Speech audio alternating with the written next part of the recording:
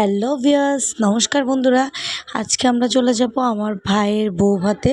তো বৌভাতটা ছিল গ্রেস 21 খিলক্ষেতের ওইদিকে আর কি।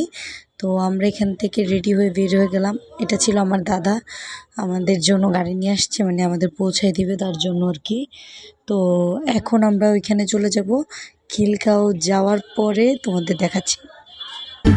ठंडा मौसम है, गरम जवानी है, दिल में शोला भड़क रहा है, मन खुशबू से महक रहा है। তো আমরা এখানে পৌঁছাই গেলাম। তো এটা ছিল সবার উপরে আর কি, লিফটেড 6 আর সিঁড়ি দিয়ে গেলে 7 তলা আর কি। তো এখানে ওঠার পরে দেখছি এখনও বউ আসে নাই। আমরা যাওয়া মাত্রই আমাদেরকে ওয়েলকাম ড্রিঙ্কস দিছে ওইখানে আর কি। তো বিভিন্ন মানুষের ফটোশ্যুট নিচ্ছিল।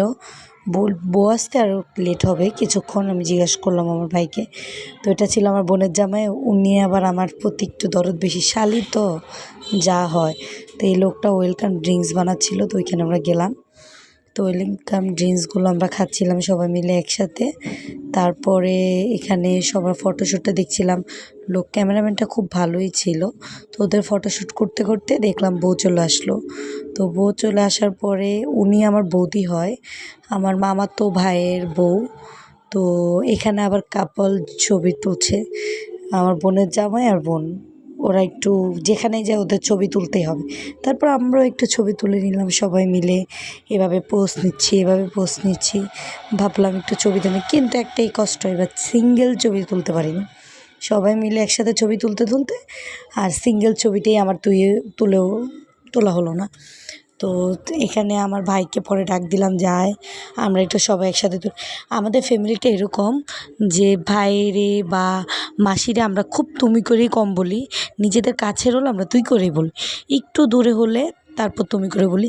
তো ভাই আর ভাইয়ের বউ পরে ছবি তুলছিল।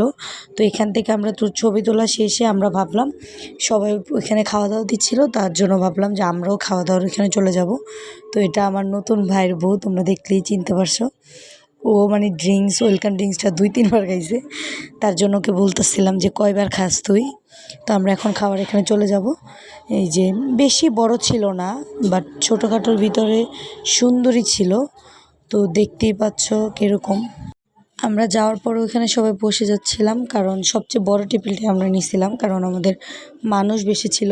তা আমাদের একটা টেবিলে হয় না, আমাদের 4টা টেবিল লাগছে। আমরা সবাই একসাথেই গেছি 2টা গাড়ি নিয়ে। তো এখানে আমার ছেলে খোলামেলা পেয়ে দেখো কি পোস্ট নিয়ে কি দৌড়াদৌড়ি করতেছে। তো খাওয়া দাওয়ার আইটেমটা দেখলেই বুঝতে পারবা। খাওয়ার আইটেম ছিল তোমার স্যালাড, তারপর ছিল চাটনি, তারপর খাসির মাংস, রেজালা, রোস্ট, ফিরনি, মিষ্টি, আরেকটা ছিল মনে পড়তেছে না, ও কোক দিছিল। তারপর মানে মানুষের ভিড় একটু পরেই দেখতে পারবে। এই যে মানুষ আসলে খাবার দিতে দিতে অনেক লেট করে ফেলছিল, সবারই ক্ষুধা লাগছে। তার জন্য মানুষ একসাথে যাওয়াতে একটু ভিড় হয়ে গেছে, বিশৃঙ্খলা সৃষ্টি হয়ে গেছে। দেখো সবাই একসাথে নিচ্ছিল, বাট সিরিয়াল মেনটেন করে নিলে আর কি ভালো হতো। বাট সবাই একসাথে নেওয়াতে একটু হিজিবিজি হয়ে গেছে।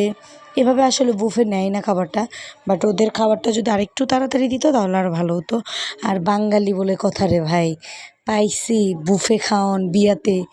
এখানে অন্তত মানে আমাদের ইয়ের ভিতরে এটাই ফার্স্ট টাইম যে বুফে খাওয়ার দিছে। তো সবাই পেয়ে আরামায় এসে নিচ্ছিল, খাচ্ছিল, দেখেই বুঝতে পারতেছো। এক একজনে মানে অল্প না, ভালোই সাটাইছে এক কথা বলতে। বাট আমি সাটাইতে পারিনি আমার ছেলের জন্য। তো এটা ছিল আমার মারে বললাম, মাও বলতেছিল একটু তোর ভিডিওতে আমাকেও নে। তো ভিডিওটা কেমন লাগলো? যদি তোমাদের ভিডিওটি ভালো লেগে থাকে তাহলে একটা সাবস্ক্রাইব, লাইক এবং শেয়ার করো প্লিজ বন্ধুরা।